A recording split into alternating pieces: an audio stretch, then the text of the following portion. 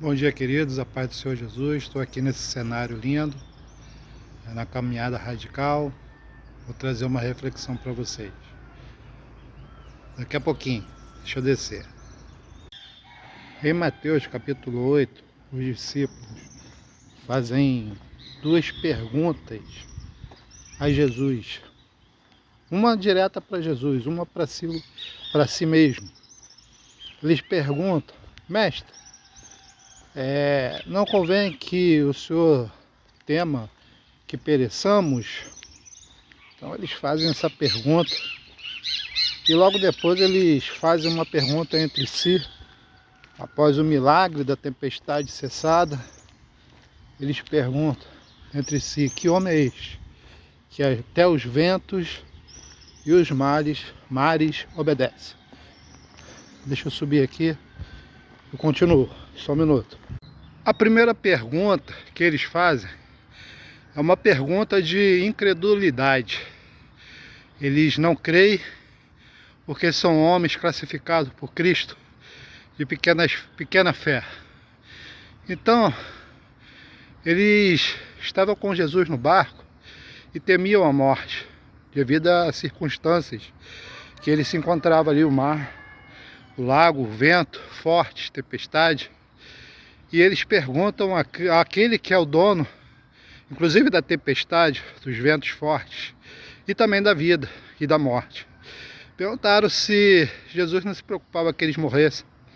Ora, a princípio, a preocupação e o querer maior de Deus na nossa vida é a salvação da alma, não do corpo físico, visto que o ladrão da cruz morreu, né? Na cruz, e Jesus não salvou o corpo físico dele, porém declarou que ainda hoje estaria com ele no paraíso. Então, o principal para Deus na nossa existência é a salvação da alma.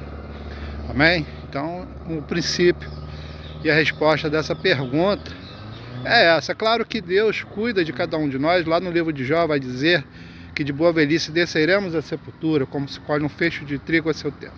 Então, essa aí é o princípio da resposta de Deus para nós. Vou descer agora. Se Deus se importa mais com a salvação da nossa alma, o que temos que fazer para vivermos mais na terra e cumprir a palavra de Deus de uma boa velhice? A gente precisa iniciar um processo de preocupação saudável, né? Uma preocupação saudável é uma alimentação, um exercício, sair da ociosidade. E assim, queridos, eu sei que é difícil porque tudo que é bom para nós é ruim para nós. E tudo que é ruim para nós é bom para nós. Então eu digo isso porque Deus também se preocupa com a nossa existência na terra. A principal é a salvação, mas a salvação é um conjunto de coisas maravilhosas e benefícios de Deus para nós.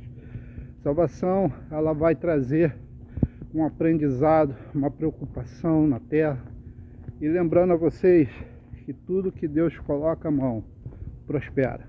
Então, esse é o primeiro ponto da primeira pergunta. E agora vamos para a segunda pergunta que eles fazem entre si: que homem é este? Que homem é este que até os ventos e os mares obedece?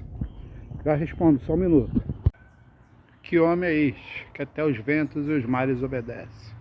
Já respondo, deixa eu subir aqui, só um minuto. Bom, ele era um homem comum como nós. Nasceu, viveu e também morreu. Assim como todos nós.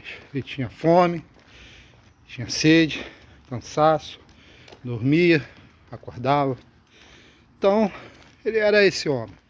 Um homem humilde, com muita sabedoria e com muita divindade do céu, dada por Deus, para iniciar aqui um processo e aumentar a nossa fé, trazer cada um de nós para mais próximos do Pai, que é nosso Deus. Era esse homem, um homem simples, humilde, sem ganância, sem soberba, mas com muito amor no coração.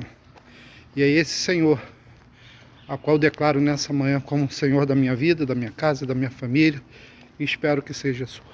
porque Ele é o princípio e o fim, o alfa e o ômega. Um filho nos nasceu, um menino nos foi dado, e Ele se chamaria Maravilhoso, Conselheiro, Deus Forte, Pai da Eternidade e Príncipe da Paz, como está em Isaías. Queridos, Ele é o Emanuel, Deus conosco. Ele é o pão que desceu do céu, a fonte de água viva. Ele é a estrela da manhã. Ele é a luz no mundo. Ele nos faz de sal para temperarmos a terra. Essa é a resposta que Deus colocou no coração daqueles discípulos que naquele momento estavam homens de pequena fé, mas que ao se depararem com o poder e autoridade de Cristo, a qual fez cessar toda a tristeza, toda a preocupação, toda a angústia, todo o medo daqueles discípulos naquele momento do barco. E lembre-se, quando Ele está no nosso caminho, quando Ele está na nossa vida, quando Ele está conosco, como Ele promete estar todos os dias através da nossa fé, nenhum mal sucederá. A porta do inferno não prevalecerá na sua vida. Então essa reflexão, essa mensagem que eu deixo para vocês nessa manhã. O dia amanheceu, tá lindo, graças a Deus, né? O dia amanhecendo, cumpri mais um dia de caminhada radical, mas não posso deixar de abençoar o coração de todos vocês que admiram a minha fé e que também compartilham da mesma fé comigo. Amém? Que Deus abençoe, em nome de Jesus. Amém.